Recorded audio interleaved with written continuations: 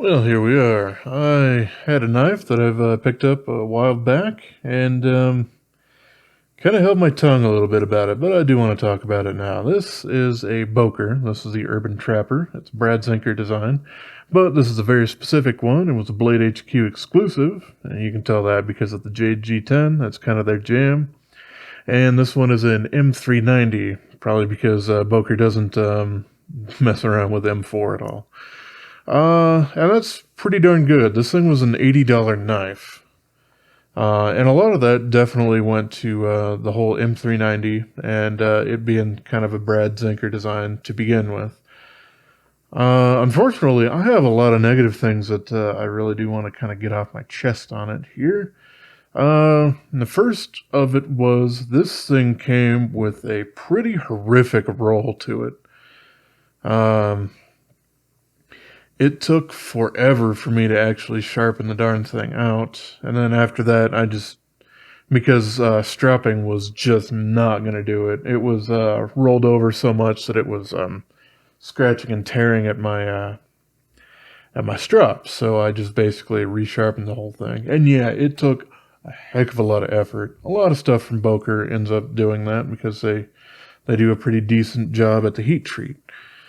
But the flipper tab on this thing, it works. The action on it is running on bearings, but the action on it is, there's a lot of friction going on there, and it's probably stuff riding on blacked blade and all that other sort of good stuff inside there.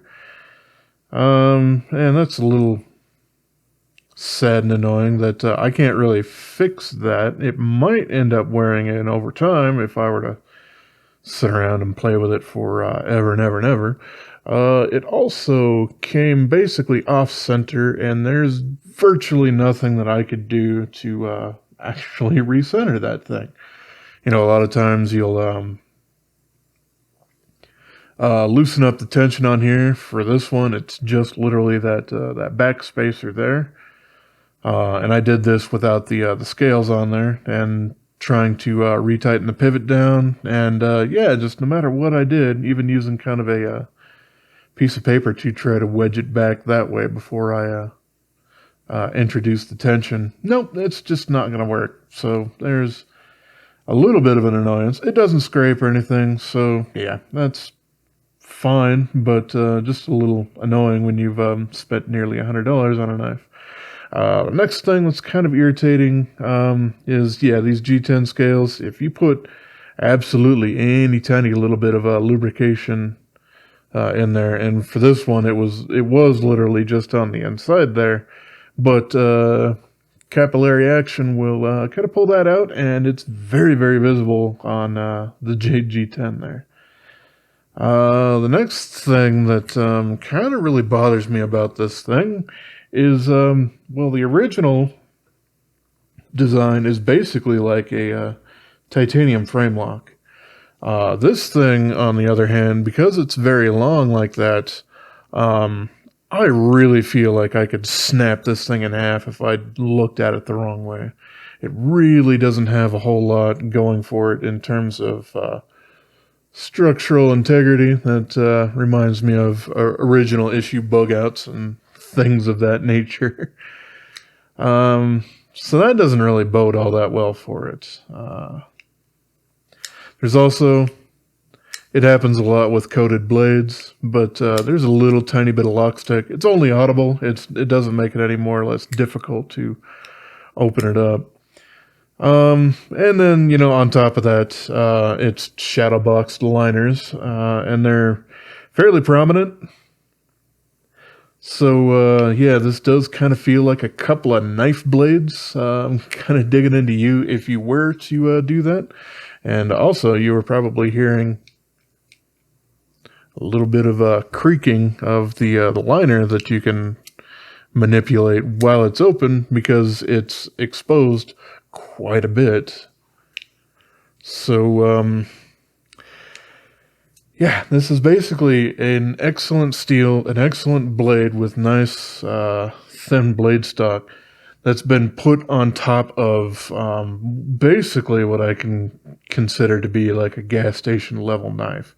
It is G10, it's not just acrylic, but other than that, it's very thin G10 scales, very thin and not very rigid steel liners. So you're basically paying $80 for an M390 blade, and the absolute worst that the rest of a knife can give to you, at least in my opinion. This is definitely not one of my favorites. At least you get a deep carry pocket clip on that, and it's spooned in the front. It's fairly comfortable in and out of the pocket, so there's that.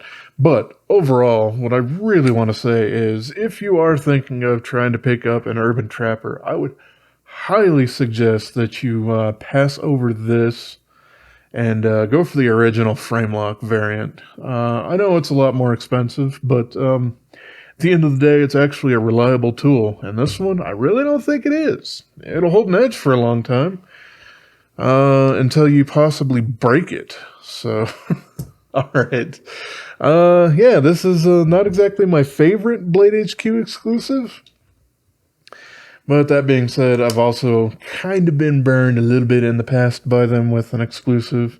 But this was Spyderco's fault for having a poor heat treat on this particular blade that I have. So that wasn't necessarily their fault, but this one, which, yeah, it was definitely BladeHQ collaborating with Boker to create this variant. I don't like it. So, yeah, I don't know. I just kind of held on to this for a while. Trying to find some more merits and what have you. But, yeah, there's not a whole lot of positive things I really have to say about it. It's feels like a very, very fragile knife, one that you would treat more or less like a slip joint, even though it technically has a lock on there. All right, well, those are my thoughts here on the BladeHQ exclusive variant of the Zinker Urban Trapper. Yeah, if you're looking for a reliable, robust knife, this ain't it, Chief. All right. As always, I appreciate y'all for watching, and have yourself a wonderful rest of your day, yo. Script.